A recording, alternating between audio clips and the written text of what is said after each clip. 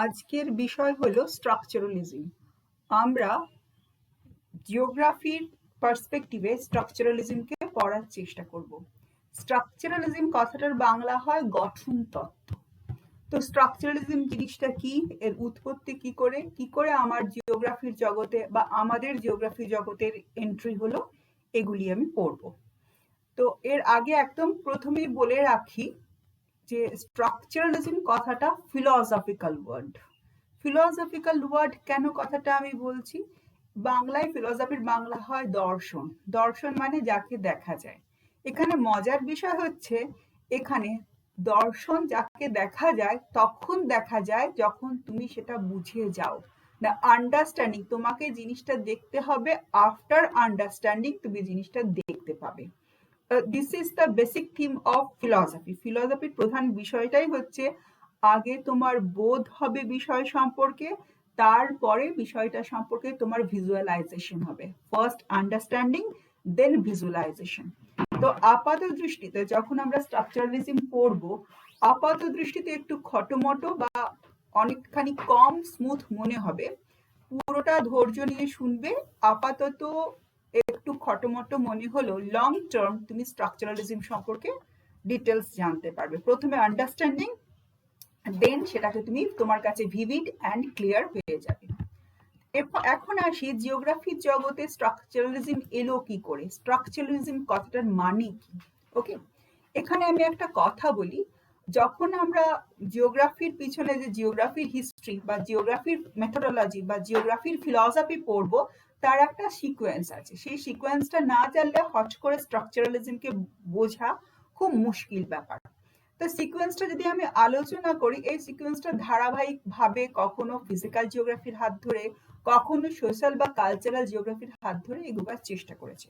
তোমরা আগে আগে নিশ্চয়ই পড়েছো, কখনো ডিটারমিনিজম, কখনো পসিবিলিজম, তারপরে পজিটিভিজম, তারপরে মার্কসিস্ট অ্যাপ্রোচ, র্যাডিক্যাল অ্যাপ্রোচ, বিহেভিয়ারালিজম, এইভাবে অনেক স্কুল অফ থটের হাত ধরে জিওগ্রাফি এগিয়েছে এবং আলটিমেটলি একসময় স্ট্রাকচারালিজমের কাছে এসে পৌঁছেছে। তো হোয়াট ইজ স্ট্রাকচারালিজম? আমি একদম প্রথমে বলি, স্ট্রাকচারালিজমের মূল বিষয়ে ঢুকবো, যে ফ্রেঞ্চ স্কুল অফ থটের হাত ধরে আমাদের স্ট্রাকচারালিজমের জার্নি শুরু। ফ্রেঞ্চ স্কুল অফ থটে কার হাত ধরে? না ফার্দিনান্দ দ্য সসার। ইনি ছিলেন সুইস, ফরাসি লিটারেচারে তার অনেক কন্ট্রিবিউশন আছেন। তার হাত ধরে আমাদের স্ট্রাকচারালিজমের জার্নি শুরু। তো ফার্দিনান্দ দ্য সসারকে ফাদার অফ স্ট্রাকচারালিজম বলা হয়, বাট ওনাকে কি বলা হয় না, অ্যাক্সিডেন্টাল ফাদার অফ স্ট্রাকচারালিজম, মানে বাই চান্স উনি স্ট্রাকচারালিজমের জনক হয়ে পড়েন। উনি ছিলেন লিটারেচারের লোক। ওনার ওনার মূল বিষয়ই ছিল আলোচনার যে লিঙ্গুইস্টিক হচ্ছে মানে ভাষা বিজ্ঞান, ভাষার ধ্বনিতত্ত্বের বিজ্ঞান হচ্ছে লিঙ্গুইস্টিকের আলোচনা করবার জন্য উনি প্রথম স্ট্রাকচারালিজমটাকে ব্যবহার করেছিলেন। পরে সেই চিন্তাধারাটা আমরা জিওগ্রাফির জগতে এবং অন্য অন্য সমাজবিজ্ঞান এবং সাইকোলজিতে ব্যবহার করা হয়। তাহলে আমরা প্রথমে ফার্দিনান্দ দ্য সসারের যে চিন্তাধারা স্ট্রাকচারালিজম লিটারেচারের ক্ষেত্রে কেমন ছিল সেটা একটু জেনে নিই। ওনার মতে উনি মনে করতেন ল্যাঙ্গুয়েজ কথাটা এসেছে ল্যাঙ্গু থেকে। ল্যাঙ্গু মানে টাং মানে জিহ্বা। শুধু জিভ থাকলে কি মানুষ কথা বলতে পারে? না, জিহ্বা, দাঁত, ভোকাল কর্ড, জ অ্যান্ড তার আরো নার্ভাস সিস্টেম, মাংসপেশি, এগুলো থাকলে কি মানুষ কথা বলতে পারে? আনসার হচ্ছে না। বা ধ্বনিতত্ত্বের বিবর্তন ঘটে? আনসার হচ্ছে না। তার সঙ্গে মন, খ্যাপা মানুষ ঠিক করে কথা বলতে পারে না, কারণ মেন্টাল স্টেটটা ঠিক থাকে না। এবং তার সঙ্গে মন যোগ হয়ে যখন ধ্বনিতত্ত্বের একটা বিন্যাস হয়, তখন একটা ভাষা তৈরি হয় এবং পৃথিবীর অনেকগুলি ভাষা তৈরি হয়েছে। এই ফার্দিনান্দের মূল বিষয় ছিল কি বলতো, এই ভাষার ভেতরে কত কত ভাষা কোথা থেকে আলাদা এগুলি আলোচনা করা ওনার বিষয় ছিল না। ওনার বিষয় ছিল এই ভাষাদের ভেতরে যেটা স্ট্রাকচার, এই এতগুলি মাংসপেশি কাজ করছে, এতগুলি দাঁত, জিহ্বা, ভোকাল কর্ড কাজ করছে, তাতে আমাদের সাউন্ড বেরোচ্ছে, তার সঙ্গে মানসিক চিন্তাধারা যোগ হচ্ছে, দেন আমি কথা বলছি, আনন্দিত হচ্ছি, ভাব প্রকাশ করছি, ভাষার ইভলিউশন হচ্ছে। এই আলোচনাকে বলে লিঙ্গুইস্টিক সায়েন্স। লিঙ্গুইস্টিক সায়েন্সকে বোঝাবার জন্য উনি কি করেন, যে যে পৃথিবীর অনেক ল্যাঙ্গুয়েজ আছে, অনেকগুলি লিঙ্গুইস্টিক সায়েন্সের পিছনে কি কি কারণ আছে। যেমন আমরা বলি গ্রামারে 3 রকমের টেন্স হয়, সমস্ত ভাষাতে হয়, এটা গ্রামারের বিজ্ঞান। সেরকম ভাষার কি কি, ভাষাগুলির ভেতরে, ভাষাতত্ত্বের ভেতরে কি কি সিমিলারিটিস আছে উনি এটা এস্টাবলিশ করেন কিভাবে।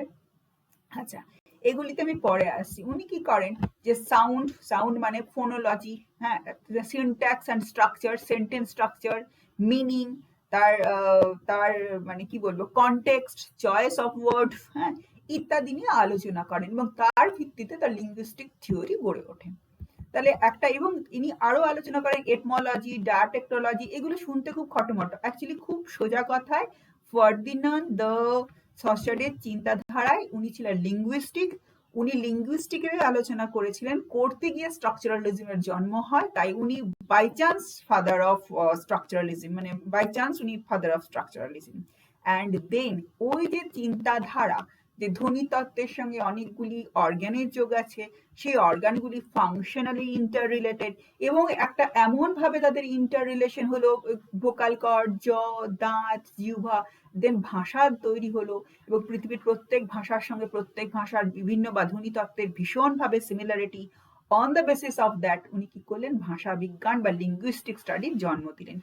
এই চিন্তাধারাটাকে কাজে লাগিয়ে বা এই চিন্তাধারাটাকে নিয়ে কিন্তু মূল জিনিস হচ্ছে স্ট্রাকচারালিজম। তাহলে একদম প্রথমে স্ট্রাকচারালিজম হচ্ছে কোনো নতুন আইডিয়া জিওগ্রাফির জগতে নয়। 2 number point, French school of থটের হাত ধরে এর জার্নি স্টার্ট হয়। ফার্দিনান্দ দ্য সয়ার, ইনি কিন্তু লিঙ্গুইস্টিকের জনক, ইনি হচ্ছেন ফাদার অফ স্ট্রাকচারালিজম। লিঙ্গুইস্টিকের আলোচনা করতে করতে এনার মানে স্ট্রাকচারালিজমের জন্ম হয় এনার থেকে। আর ওনার সঙ্গে আরেকজন ওনার অনুগামী, ওনার পরবর্তী লোক ক্লদ লেভি স্টয়ের। ক্লদ লেভি উনিও ছিলেন ফ্রেঞ্চ। উনি কিন্তু এই যে স্ট্রাকচারালিজমকে বাস্তবিক পক্ষে ব্যবহার করলেন। কিভাবে ব্যবহার করলেন আমি পরে আলোচনা করছি, আগে এর কোর আইডিয়াটা কি, কোর আইডিয়া অফ স্ট্রাকচারালিজম, মূল বিষয়টা কি। আচ্ছা, তোমরা এর আগে সিস্টেমেটিক অ্যাপ্রোচ আশা করি পড়েছো, না পড়ে থাকলে একটু পড়ে নেবে। আচ্ছা দেখো না, আমাদের পৃথিবীতে যা যা ঘটনা ঘটে, দেখো এ বি সি দিয়ে 3টে কথা নিচে লেখা আছে। কোর থিমটা কি, the arrangement and functional relationship between the part or the elements of something complex. এটা হচ্ছে মূল বিষয়। সেন্টেন্সটা খটোমটো লাগছে, বাংলা করে ভীষণ সরলভাবে বললে কি হবে, 2 বা ততোধিক উপাদান, কতগুলি উপাদান, 2 বা তার বেশি এলিমেন্ট, এই এলিমেন্টগুলি পরস্পরের সঙ্গে কার্য-কারণ যোগ আছে, that is functional relation. And কার্য-কারণ যোগসূত্রটা এমন একটা অদ্ভুত প্যাটার্নে আছে বা অদ্ভুত অ্যারেঞ্জমেন্টে আছে, সেটা একটা কমপ্লিট জিনিস তৈরি করেছে। একটু নরম ভাবে বলি বা একটু সোজা ভাবে বলি, দেখো জিহ্বা, দাঁত, জ, ভোকাল কর্ড, এগুলি হচ্ছে এলিমেন্ট, ওকে, উপাদান। কি না, কথা বলা বা ধ্বনিতত্ত্বের। দেন সেগুলি আমার একটি বিশেষ উপায়ে যোগ হয়, তাই আমরা পারফেক্ট উচ্চারণে পারফেক্টলি যে কোনো ভাষা কথা বলতে পারি। তাহলে সেগুলি পারফেক্ট এবং তার সঙ্গে মনের যোগ হয়, that is the functional relationship. যোগ হওয়ার পরে সেটা পার্টিকুলার অ্যারেঞ্জমেন্ট হয়, কখনো আমাদের গানে, কখনো কথা বলায়, কখনো সাহিত্যে, কখনো লিটারেচারে, পুরো ভাষা বিজ্ঞান তার প্রকাশ ঘটে। ওকে, প্রথমে এলিমেন্টগুলোর পারস্পরিক কার্যকারী যোগসূত্র, দেন একটা টোটাল আউটপুটটা স্পেশাল উপায়ে সাজানো, দ্যাট ইজ দ্য অ্যারেঞ্জমেন্ট। এই 3টে জিনিস নিলে হয় স্ট্রাকচার বা স্ট্রাকচারালিজম। আমি একটু সোজা উদাহরণ দিই। ধরো আমরা কি বলি, সোশ্যাল স্ট্রাকচার খুব কঠিন কথা, একটু সরল ভাবে কথাটা বলি বিল্ডিং স্ট্রাকচার। এই কথাটা আমরা সবাই জানি, বড় বড় বিল্ডিং আমাদের দেশে চারিপাশে হচ্ছে। বিল্ডিং স্ট্রাকচার এলিমেন্ট কি না, রড, বালি, সিমেন্ট, ইট ইত্যাদি, এগুলি হচ্ছে এলিমেন্ট। এই এলিমেন্টগুলি থাকলে কি বিল্ডিং হবে? আনসার হচ্ছে না।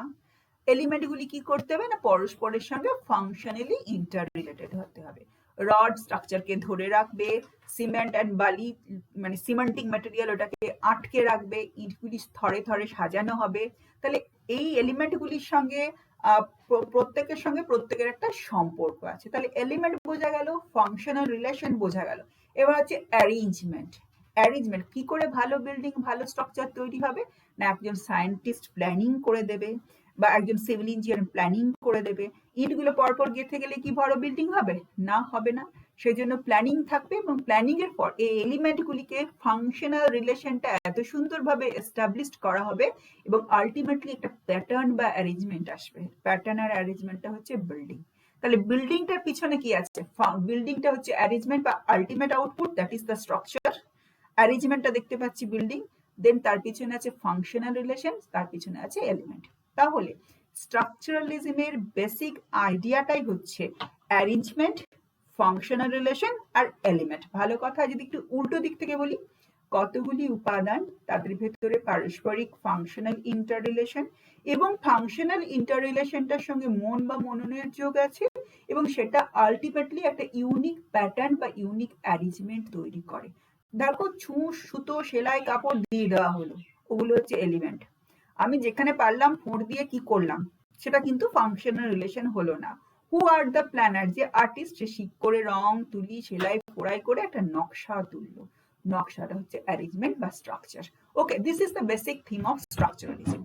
আচ্ছা, আমরা জিওগ্রাফির জগতে পড়বো কি করে সেটা আমরা পরে আসছি, আগে আমার মনে হয় ধারণাটা পরিষ্কার হওয়া অত্যন্ত জরুরি। তাহলে কোর আইডিয়া অফ স্ট্রাকচারালিজমে কি আসে না, এগুলি কতগুলি এলিমেন্ট, দুই বা ততোধিক এলিমেন্ট, এই এলিমেন্টগুলি ফাংশনালি ইন্টার রিলেটেড এবং এই ইন্টার রিলেশন একটা স্পেশাল প্যাটার্ন বা অ্যারেঞ্জমেন্টের জন্ম দেয়।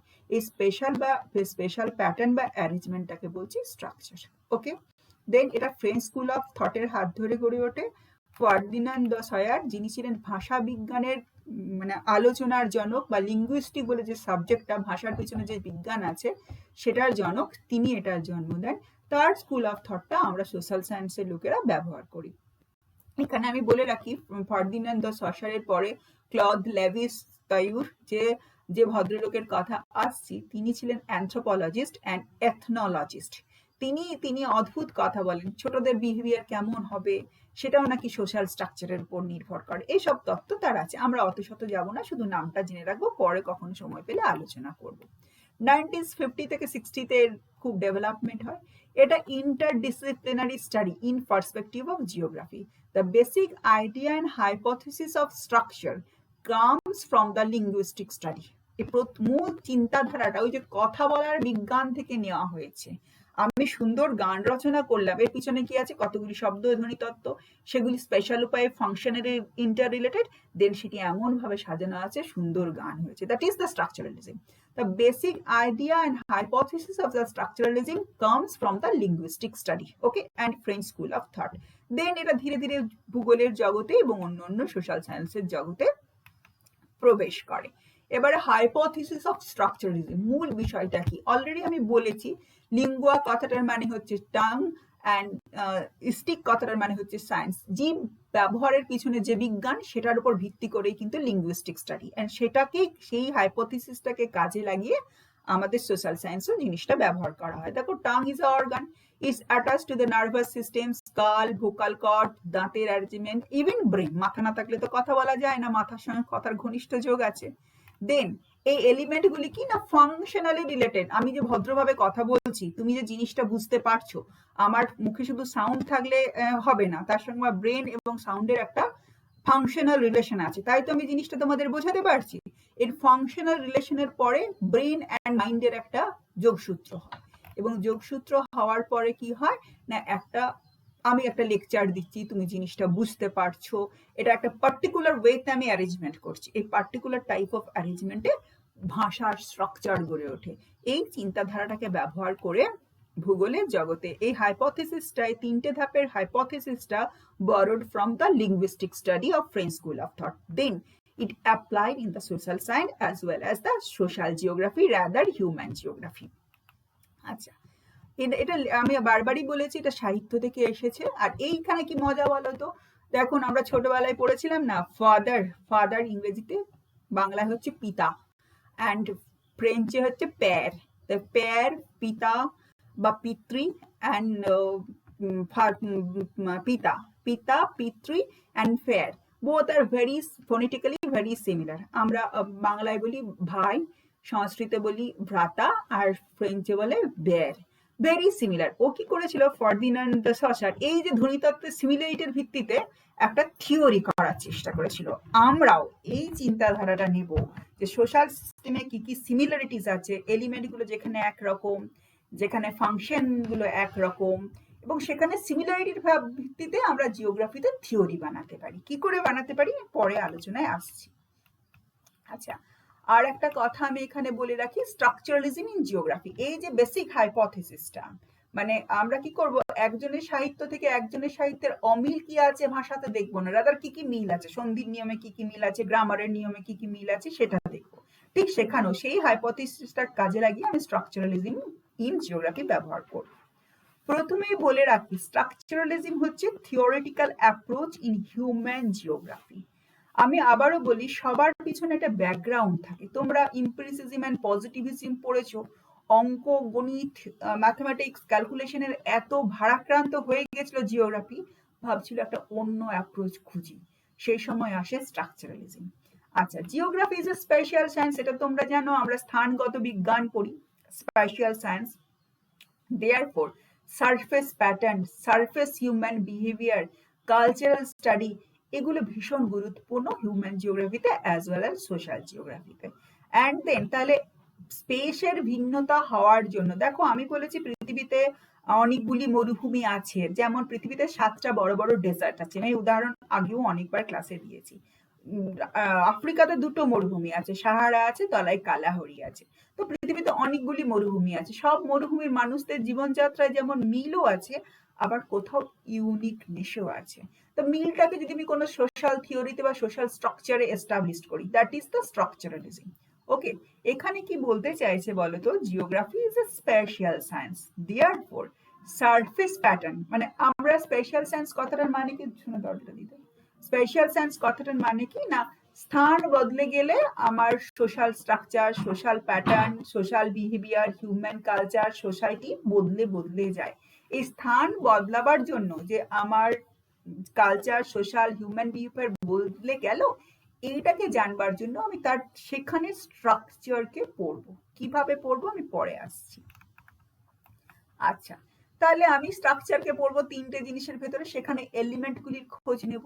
কি কি এলিমেন্ট আছে মরুভূমি হলে, মরুভূমির এলিমেন্ট বা যে উপাদানটা আমি স্টাডি করতে চাই সোশ্যাল সায়েন্সে বা হিউম্যান জিওগ্রাফি, তার এলিমেন্ট গুলি নেব, উপাদানগুলি নেব। উপাদানগুলি কিভাবে পরস্পরের সঙ্গে যোগ আছে সেটি বুঝে নেব, বা ফাংশনাল রিলেশনশিপটা দেখব। দেন এলিমেন্ট এন্ড ফাংশনাল রিলেশনের ফলে কি স্ট্রাকচার তৈরি হচ্ছে, কি arrangement, arrangement pattern is the structure, কি অ্যারেঞ্জমেন্ট তৈরি হচ্ছে, বলছে এলিমেন্ট আর arrange in a particular pattern or method to build a structure.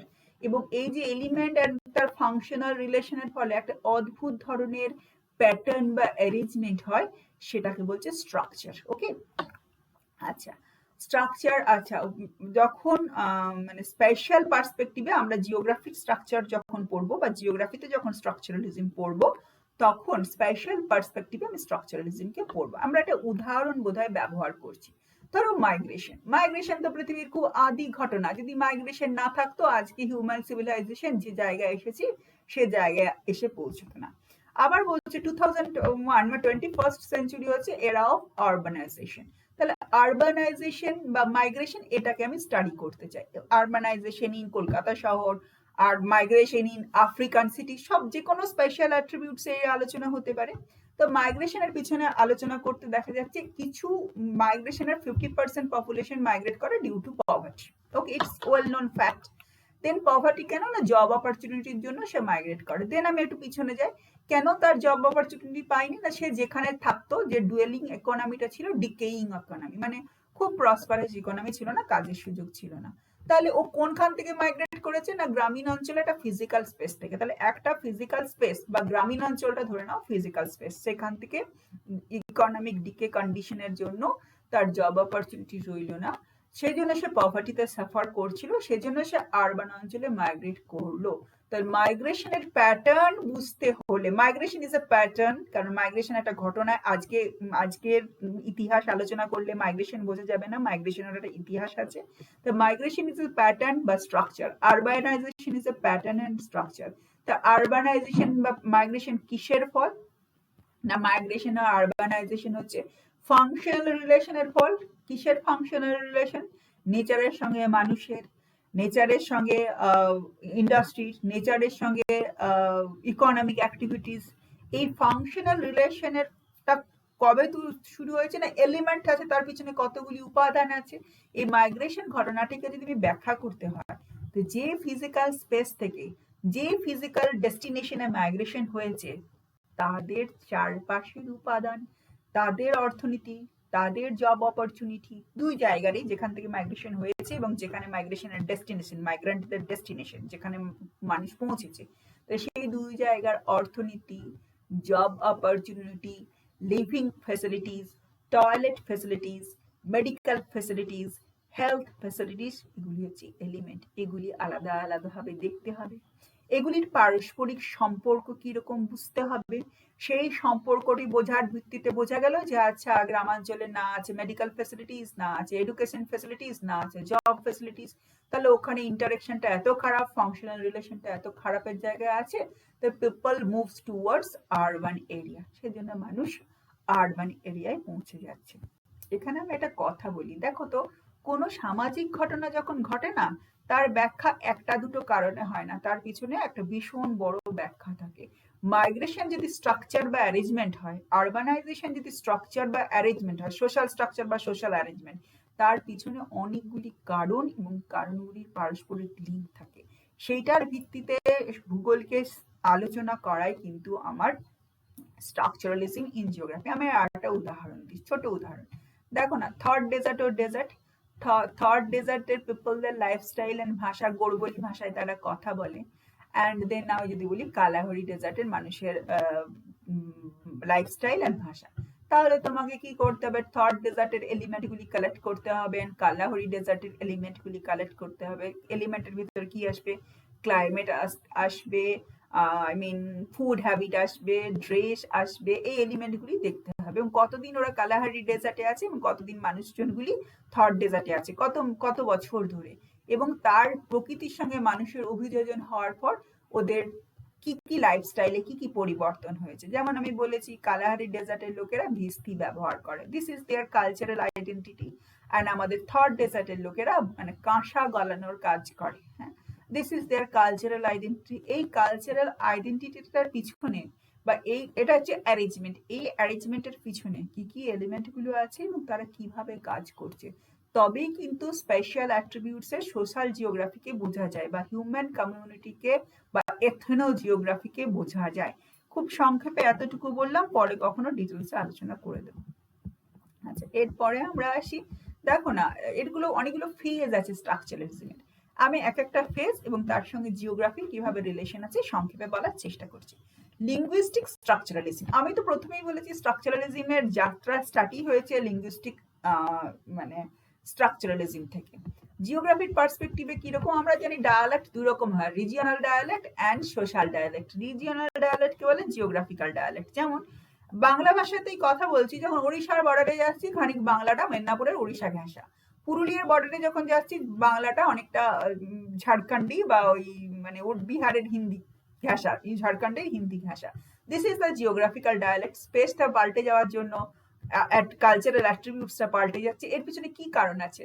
ওইখানের এলিমেন্টগুলির সঙ্গে, ন্যাচারাল এলিমেন্টগুলির সঙ্গে হিউম্যানের ফাংশনাল রিলেশন, সেটা রিফ্লেক্টেড হচ্ছে তাই না লিটারেচার স্ট্রাকচারে, মানুষের ভার্বাল স্ট্রাকচারে, কথা বলাতে। ওকে, অ্যান্ড দেন সোশ্যাল ডায়ালেক্টে আসি। সোশ্যাল জিওগ্রাফির খুব গুরুত্বপূর্ণ জিনিস হচ্ছে সোশ্যাল ডায়ালেক্ট। তুমি জানো যে কমিউনিটি স্পেসিফিক জলকে কেউ পানি বলে, কেউ জল বলে, তাহলে একই জায়গায় থাকছে, কার সামাজিক এলিমেন্ট গুলো পাল্টে যাওয়ার জন্য, এবং সামাজিক এলিমেন্ট গুলির ভিতরে ধর্ম আসে, ভাষা আছে, ফ্যামিলি আপব্রিঙ্গিং আসে, হেরিডিটারি আসে, এগুলি পাল্টে যাওয়ার জন্য একই জায়গায় থাকা সত্ত্বেও তার কিন্তু মানে আই মিন যে অ্যারেঞ্জমেন্টটা দেখছি কথা বলা, সে পাল্টে যাচ্ছে। This is the linguistic perspective of structuralism in geography. Then আছে cultural and anthropological perspective of structuralism. এখানে আমি একটা কথা বলি, কার্ল মার্কসের কথা না বললে কোনো জিনিসই কমপ্লিট হয় না। কার্ল মার্কসের তোমরা জানো র্যাডিক্যালিজম চিন্তাধারা আছে। মার্কসিস্ট কিন্তু অনেকেই বলছেন মার্কস কিন্তু স্ট্রাকচারালিজম আইডিয়াতে বিশ্বাস করতেন। পভার্টি অ্যান্ড ক্লাস স্ট্রাগল, ধনী দরিদ্রের বৈষম্য এবং পভার্টি, এই দুটো তো খুব গুরুত্বপূর্ণ বিষয়। আমরা আজকের পৃথিবীর দিকে তাকিয়ে বসে আছি, তো এটা পভার্টি কেন হলো, কেন দরিদ্রদের বৈষম্য হলো, যারা বড়লোক খুব বড়লোক, গভর্নমেন্ট তো কত স্কিম করছে পভার্টি অ্যালিভেশনের জন্য, আলটিমেট কেন পভার্টি অ্যালিভেটেড হচ্ছে না, সেটার কি কারণ? তার একটা তাহলে অনেক সময় ধরে ফাংশনাল ইন্টারেকশন অফ এলিমেন্ট কি না, nature, natural resource, human community, human interaction, human race, এই এলিমেন্টগুলোর ভিতরে অনেক দিনের ইন্টারেকশনের পর কেউ কেউ রিচ, কেউ কেউ ডিপ্রাইভড পভার্টি। তাহলে এইটা বোঝবার জন্য, তাহলে ইকোনমিক স্ট্যাটাস বোঝবার জন্য structuralism is very important. Marks কিন্তু এর প্রণেতা। এবারে আছে সাইকোলজিস্ট, এটা খুব গুরুত্বপূর্ণ বিষয়। তোমরা বিহেভিয়ারাল অ্যাপ্রোচ বা আচরণবাদ পড়েছো, তাতে জানো তো মেন্টাল ম্যাপ বলে একটা কথা আছে, এটাও স্ট্রাকচারালিজম। কি রকম বলো তো? ধরো খুব বর্ষা হচ্ছে, ঘনঘোর বর্ষা, ঘনঘোর বর্ষা সবার কাছে একই, বৃষ্টির সঙ্গে হিউম্যান বিংয়ের ইন্টারেকশন অনেক প্রাচীন। মেঘ ডাকছে, বৃষ্টি হচ্ছে, টেম্পারেচার ফল করেছে, হেভি রেনফল হচ্ছে, those are the element, human being তাতে রয়েছে। হিউম্যান বিং এর সঙ্গে নেচারের ফাংশনাল ইন্টারেকশন হচ্ছে। ইন্টারেকশনের ফলে কি হবে, যে ফার্মার সেভাবে আহারে ভালো করে চাষবাস করা যাবে, যে অলস মানুষ সেভাবে আজকে লেজি দিন পার হওয়া যাবে। This is the structure, social structure, behavioural approach, behavioural structure. যে কবি সে বর্ষার গান লিখবে, মল্লার রাগ লিখবে। তাহলে এই যে মল্লার রাগ, it's the result of mental map. কার না? স্ট্রাকচারালিজমের। কিসের স্ট্রাকচার না? কতগুলি বর্ষার উপাদান এবং তাদের ফাংশনাল রিলেশনশিপ। ওকে, এই হচ্ছে সাইকোলজিক্যাল স্ট্রাকচারালিজম। এটাও জিওগ্রাফিতে মেন্টাল ম্যাপ, বিহেভিয়ারাল অ্যাপ্রোচে ব্যবহার করা হয়। আচ্ছা, এরপরে আসছি জিওগ্রাফিতে সরাসরি কারা স্ট্রাকচারালিজমের পক্ষে। আচ্ছা, রিকালসের নাম তোমরা জানো, ফ্রেঞ্চ জিওগ্রাফার, ওর নাম অলরেডি তোমরা পড়েছো। আচ্ছা, উনি কিন্তু একটা অদ্ভুত চিন্তাধারার কথা বলেন, উদারভাবে জিনিসটা নেওয়ার চেষ্টা করবে। উনি সামাজিক গঠন, মানে জানো তো, বলি না সোশ্যাল স্ট্রাকচার, তাহলে সমাজ বিজ্ঞান বা জিওগ্রাফিতে সোশ্যাল স্ট্রাকচার খুব গুরুত্বপূর্ণ। আমেরিকার সোশ্যাল স্ট্রাকচার একরকম, ইন্ডিয়ান সোশ্যাল স্ট্রাকচার একরকম, রিলিজিয়াস স্পেসিফিক সোশ্যাল স্ট্রাকচার একরকম, গ্রামাঞ্চলের সোশ্যাল স্ট্রাকচার একরকম। এগুলি আমরা ছোটবেলা থেকেই জানি। সেই জিনিসটি আখেরে কি, তার সম্পর্কে প্রথম আলোচনা করেন কিন্তু রিকালস, মানে জিওগ্রাফির স্পাইশিয়াল ভ্যারিয়েশনে সোশ্যাল স্ট্রাকচারের আলোচনা করেন। কিরকম ওনার থিওরির কি নাম জানো তো? বায়ো রিজিওনালাইজেশন। কিরকম? এই যে বায়ো রিজিওনালিজম, মানে এই মানুষজন স্থান বদল হওয়ার জন্য তার সোশ্যাল ইন্টারেকশন এবং সামাজিক ইন্টারেকশন, মানে যাই বলে না কেন, পাল্টে যাচ্ছে। এবং তার জন্য গ্রামাঞ্চলে একরকম social structure, religious structure, economic structure, আরবানে একরকম, মেগা সিটিতে একরকম, সেটার উনি ব্যাখ্যা দেন। ওনার 1882-এ উনি মনে করেন বিবাহ একটা গুরুত্বপূর্ণ ঘটনা মানুষের জীবনে। নর্মালি উনি অ্যান্টি ম্যারেজ, মানে marriage is a social institution and social structure, ইনি এটা এস্টাবলিশ করা পছন্দ করেননি। তারও ব্যক্তি স্বাধীনতার পক্ষে উনি কিন্তু মানে ক্যাম্পেনিং করেছিলেন। এবারে জেন পিয়াগেট আছে, পিয়াগেটের কথা আমি বলি। উনি সোশিও কন্ট্রিজম, বা উনি সুইস ছিলেন। ওনার যে মানে থিওরিটা, মনে করতেন একজন বাচ্চা মানুষ ধীরে ধীরে যখন বড় হবে সে কিরকম রিয়াক্ট করবে, তার ইমিডিয়েট ফ্যামিলি মেম্বার। এখন যদি আমি মানে শহর অঞ্চলে, নগর অঞ্চলের ফ্যামিলিগুলির দিকে তাকাই, একটি শিশু তার পিতা মাতাকে মনে করেন ফ্যামিলি নিয়ারেস্ট বা ইমিডিয়েট ফ্যামিলি মেম্বার। তার বাইরে মাসি, পিসি, কাকি, দাদু, দাদি এদেরকে মনে করেন যারা এক্সটেন্ডেড ফ্যামিলি মেম্বার।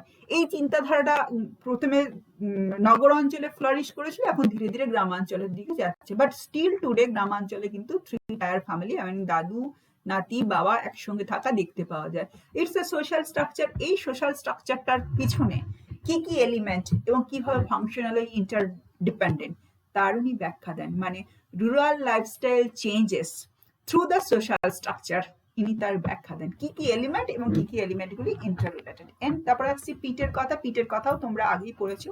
ওই পজিটিভিস্ট অ্যাপ্রোচ ছিল না, এই এমপিরিসিজম, শুধু শুধু অঙ্ক আর স্ট্রাকচার, অঙ্ক আর কি বলে স্ট্যাটিস্টিক্স ব্যবহার করে করে যখন আমার জিওগ্রাফি ভারাক্রান্ত, তখন এনারা মনে করেছিলেন সামাজিক পার্সপেক্টিভটা, geography is a spatial science, স্থান ভেদে সমাজ পাল্টে যাচ্ছে, সমাজের ধরন পাল্টে যাচ্ছে, অত দেখার দূরে যাওয়ার দরকারই কি? একটা ছোট শহর, তার থেকে 50 কিলোমিটার দূরে rural lifestyle, rural education style এগুলি পাল্টে যাচ্ছে। সে পাল্টে যাওয়ার পিছনে কারণ ব্যাখ্যা করতে গিয়ে পিট কিন্তু মার্কসিস্ট স্ট্রাকচারালিজম ব্যবহার করে। সেটা আবার কিরকম মার্কসিস্ট স্ট্রাকচারালিজম? মার্কস মনে করে সমাজে সবসময়তেই একটা বৈষম্য আছে। বৈষম্যের পিছনে কি কারণ?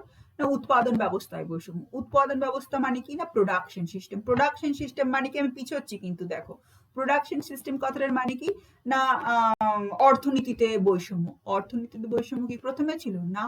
তাহলে একদম প্রিমেটিভ নেচারের সঙ্গে মানুষের ইন্টারাকশন সরল ছিল, ধীরে ধীরে সেটা কিভাবে জটিল হলো, কোন কোন এলিমেন্ট এসে জটিল হলো, অ্যান্ড আলটিমেট কি হলো?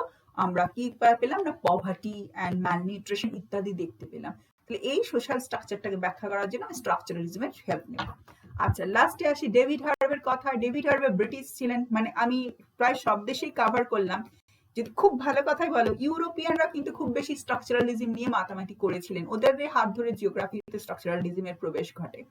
উনি কি বললেন বলতো? উনি মার্কসিস্ট চিন্তাধারা দ্বারা খুব প্রভাবিত ছিল। বলতো সোশ্যাল জাস্টিস, খুব চেঁচামেচি করি, আরবান জিওগ্রাফি, এই জিনিসগুলোকে যদি ভালো করে বুঝতে হয়, আরবানাইজেশন, ট্রেন্ড অফ মাইগ্রেশন বুঝতে গেলে এর পিছনে যে সমস্ত উপাদানগুলি কাজ করে, যেমন জব অপরচুনিটি, ইকোনমিক পুল ফ্যাক্টর, পোস্ট ফ্যাক্টর, যদি খরা হয় খরা, বন্যা হয় বন্যা। আমি এখানে একটা উদাহরণ দিই, তোমাদেরকে সুন্দরবন পড়াবার সময় অলরেডি হয়তো বলেছিলাম 1947 পার্টিশনের সময় অনেক মানুষ মাইগ্রেশনের কারণে সুন্দরবনে এসে প্রায় 40,000 মানুষ বাস করে। এই যে 40,000 মানুষ সুন্দরবনে এসে বাস করলো, আর সুন্দরবনের পপুলেশন 4.5 মিলিয়ন, এই ঘটনাটা যদি ব্যাখ্যা করতে হয়, তাহলে এর পিছনে রাজনৈতিক উপাদানগুলি, পার্টিশনের রিলেটেড উপাদানগুলির পিছনে ব্রিটিশ কলোনিয়ালের ডিপ্রাইভেশনের ইতিহাস এবং তাদের যে ইন্টারেকশন এন্ড ফাংশনাল রিলেশন, মানুষ বাধ্য হলো মাইগ্রেট করতে ওইরকম একটা স্যাঁতসেঁতে জলা জায়গায় যেখানে বাঘ এবং কুমিরের ভয়। তাহলে এই ঘটনাটার বলে ব্যাখ্যা করতে গেলে আমার আসল স্ট্রাকচারের ব্যাখ্যা করতে হবে, তবেই কিন্তু আমি ভৌগোলিক ঘটনার যে বৈচিত্র্য সেটি বুঝতে পারবো। এই মোটামুটি ভাবে আমার স্ট্রাকচারালিজম। এই ডেভিড হার্ভেকে অনেকে মার্কসিস্ট স্ট্রাকচারালিস্ট বলে, মানে মার্কসের চিন্তাধারায় উনি স্ট্রাকচারালিস্ট, উনি ফার্দিন্যান্ডের চিন্তাধারায় স্ট্রাকচারালিস্ট নয়। আর একদম যদি খুব সংক্ষেপে বলি, ইকোনমিক জিওগ্রাফির প্রোডাকশন সিস্টেম, সোশ্যাল অর্গানাইজেশন, এই সমস্তগুলি অনেকগুলি উপাদান এবং অনেকগুলি উপাদানের ইন্টারেকশনের ফল। সেই উপাদানগুলির ইন্টারেকশনের ফল, আজ ফলের যে স্ট্রাকচারটা, যে আউটপুটটা, যে অ্যারেঞ্জমেন্টটা, যে প্যাটার্নটা, সেটাই হচ্ছে স্ট্রাকচার। কোথাও দেখতে পাচ্ছি মানে ক্যাপিটালিস্টিক কান্ট্রি, কোথাও দেখতে পাচ্ছি আই মিন পভার্টিতে ভুগছে, কেউ হিউম্যান ডেভেলপমেন্টের অনেক নিচে আছে। এগুলো সবই রিফ্লেকশন অফ স্ট্রাকচারালিজম। আর অবশেষে একটা কথা আমি বলি, দেখো এটা তো linguistic approach, then we used it in geography. যেমন ডারউইনের চিন্তাধারা নেচার সায়েন্স মানে প্রকৃতি বিজ্ঞানের ক্ষেত্রে সীমাবদ্ধ ছিল। কি বলেছিল? Survival of the fittest and কি বলে যোগ্যতমের উদ্বর্তন আর ন্যাচারাল ল আর নেচার সিলেকশন। সেটা সমাজ বিজ্ঞানও ব্যবহার করলেন। কে ব্যবহার করলেন? না অ্যানথ্রোপোলজিস্ট, মানে সোশ্যাল অ্যানথ্রোপোলজি যিনি বই, অ্যানথ্রোপোজিওগ্রাফি বলে যিনি বইটা লিখলেন, জার্মান ছিলেন, র্যাডজেল। তো তিনি বললেন রাজনৈতিক জগতেও কিন্তু কোন রাজনৈতিক দল সার্ভাইভ করবে, কে ভ্যানিশ হয়ে যাবে, সেটাও সামাজিক নিয়ম স্থির করে দেয়, সময়ের সামাজিক নিয়ম। তার নাম দিলেন রাজনৈতিক ডারউইনিজম। উনি আর একটা জিনিসের নাম দিলেন সোশ্যাল ডারউইনিজম। ওকে, নেচারস লটা সোসাইটির ক্ষেত্রে অ্যাপ্লাই করলেন। সেরকম এটা ছিল লিঙ্গুইস্টিকের ল, যেখানে জিহ্বা, মুখ, দাঁত ইত্যাদি অর্গানগুলোর একটা কম্বিনেশন অ্যান্ড ব্রেনের কম্বিনেশনে মানুষের ধ্বনিতত্ত্বের বিবর্তন হতে হতে অত্যন্ত সুচারু আধুনিক ধ্বনিতত্ত্বে পৌঁছেছি। আধুনিক ধ্বনিতত্ত্ব হচ্ছে একটা স্ট্রাকচার। ঠিক সমাজ বিজ্ঞানে, ইভেন জিওগ্রাফিতে, স্পেস, প্রত্যেকটি স্পেসে আলাদা আলাদা সভ্যতা, সমাজ, আরবানাইজেশন, মাইগ্রেশন ইত্যাদির বিকাশ ঘটেছে। এইগুলি হলো ওই অঞ্চলের মানে bio element and non biotic, abiotic and biotic এলিমেন্টগুলির ইন্টারেকশন, দীর্ঘদিনের interaction and functional relation, and then ultimately যে সোসাইটিটা দেখতে পাচ্ছি, কেউ হিউম্যান ডেভেলপমেন্ট ইন্ডেক্সের আগে, কেউ পিছিয়ে, কোথাও rate of migration is high, কোথাও ব্যাক মাইগ্রেশন, কোথাও urbanisation, all are the reflection of structuralism. Thank you very much for patience hearing.